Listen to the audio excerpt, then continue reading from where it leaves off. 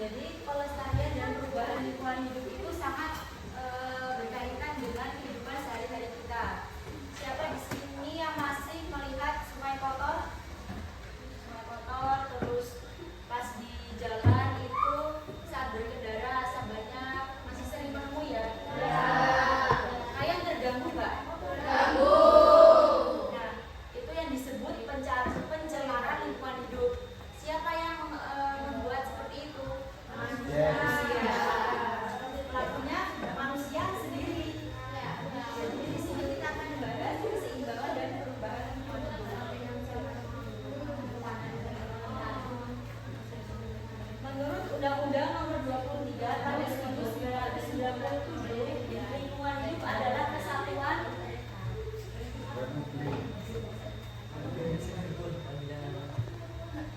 tahun 1997, pelestarian lingkungan hidup adalah kesatuan lingkungan dengan semua benda, daya, keadaan, dan makhluk hidup. Jadi apa sih lingkungan hidup itu? Ada yang tahu nggak? Apa itu lingkungan hidup? Kesatuan keuangan semua benda, termasuk manusia dan perilakunya yang memenuhi kelangsungan kehidupan dan kesejahteraan manusia serta makhluk hidup lain. Ya benar. Jadi kalau keseimbangan itu ibaratnya kalau tubuh kita sehat atau seimbang itu kan tidak terganggu. Kalau salah satu tubuh kita ataupun organ tubuh kita itu ada yang sakit, itu kan nanti adanya infeksi ataupun bakteri ya. Itu yang namanya pencemaran lingkungan hidup. Sama aja kayak tubuh kita. Kalau di suatu lingkungan itu ada misal terganggu ataupun banyak polusi ataupun ada kebakaran, itu mereka juga sakit kayak tubuh kita.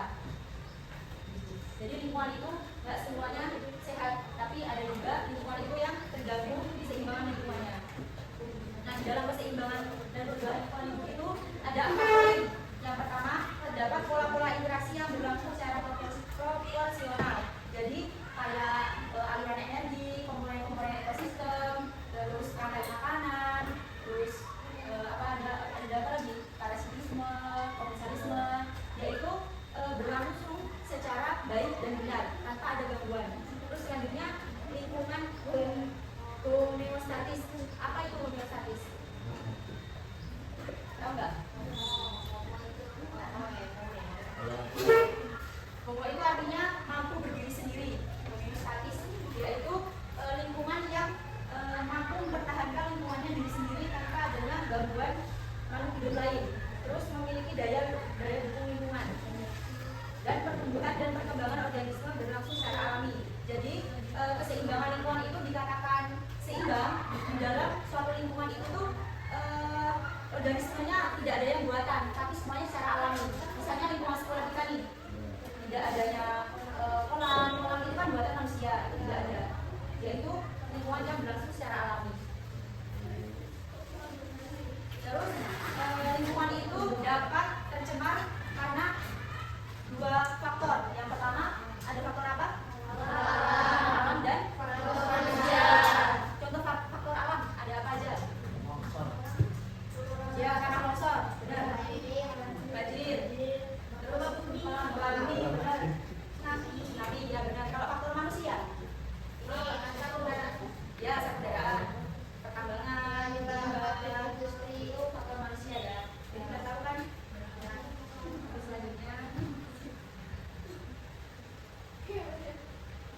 Selanjutnya pencemaran lingkungan hidup. Jadi menurut Undang-Undang Republik Indonesia Nomor 18 Tahun 1999, limbah adalah sisa suatu usaha ataupun kegiatan. Contohnya itu ada limbah pabrik, terus limbah pertambangan yang dibuang ke sungai ataupun ke lahan lingkungan. Apa sih yang disebut polutan itu? Bahan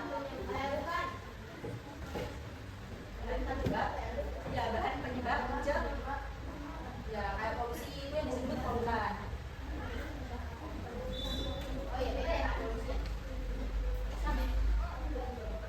Jadi suatu lingkungan itu dikatakan tercemar apabila jumlah atau kadar polutan melebihi ambang batas sehingga menyebabkan menurunnya kualitas atau daya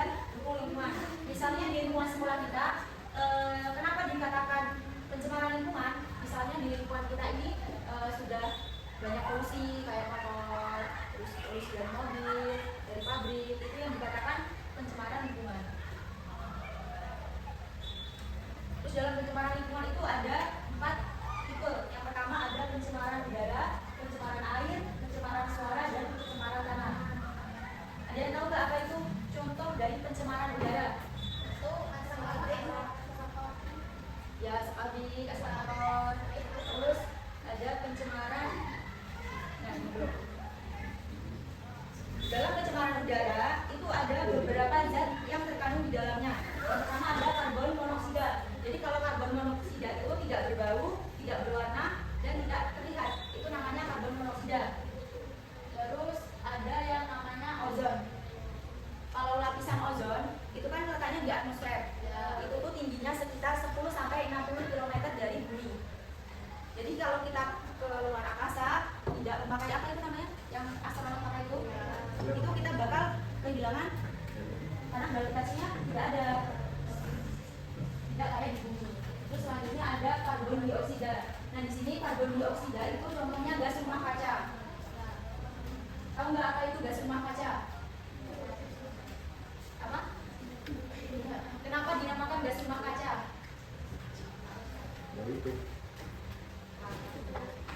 Kenapa tahu nggak? Kenapa dinamakan gas rumah kaca? Jadi kenapa dinamakan gas rumah kaca itu tuh bukan rumah yang ada kacanya, bukan ya? Itu tuh cuma analogi. Jadi kayak greenhouse, tahu greenhouse yang dalamnya ditanamin apa? Hidroponik, rumah kaca kan? Itu tuh cuma analogi, namanya rumah kaca. Cuma perumpamaan. Aslinya rumah kaca itu ya karbon dioksida ini contohnya dari asap motor, terus asap pabrik, asap mobil. Itu namanya efek rumah kaca. Jadi rumah kaca itu cuma perumpamaan. Kan matahari masuk ke kaca, di dalamnya kan terasa hangat, dia tidak bisa keluar lagi.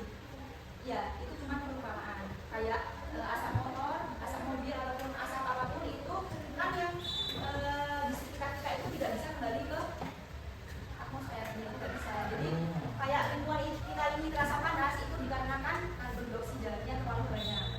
Itu namanya efek rumah kaca. Terus selanjutnya ada pencemaran air. Pencemaran air itu ada 3 faktor. Yang pertama ada faktor fisik, kimia, dan biologi. Kalau faktor fisik itu tuh partikel padat, zat terlarut, terus ada kekeruhan, warna, bau, dan sekutu. Terus ada parameter kimia, itu ada BOD, itu adalah biochemical oxidant movement. Terus ada COD, chemical oxidant movement, dan DO.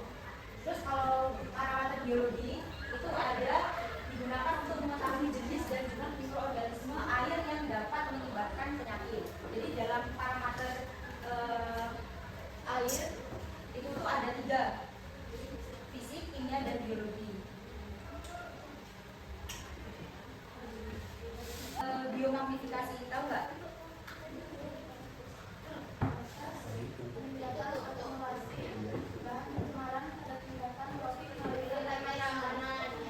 Kalau misal dalam suatu rangkai makanan itu kena racun, yang paling tertinggi kena dampaknya siapa? Produsen kah, ulat kah, katak, atau elang? Siapa yang paling kena? Siapa? Kalau misal dalam rangkai makanan itu kena racun, yang paling tertinggi kena racun siapa? Produsen? Siapa? Produsen? Konsumen? Ada jawaban lain nggak? Jawabannya itu elang. Kenapa elang? Coba. Iya, karena elang itu paling terakhir. Jadi kalau produsen itu misal kayak ulat, dia kena racun dari produsen kan, dia itu tidak akan mati, tapi menyimpan racunnya di lemak. Dan konsumen K1 kan nanti dimakan konsumen K2.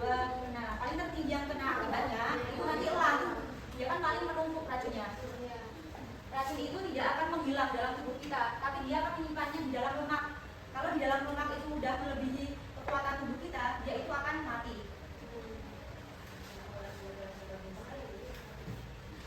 Ya, itu tadi materi untuk hari ini. Untuk sekarang kita bentuk kelompok ya, 2 kelompok. Kita main game. Oke. Gimana? Ini berapa semuanya?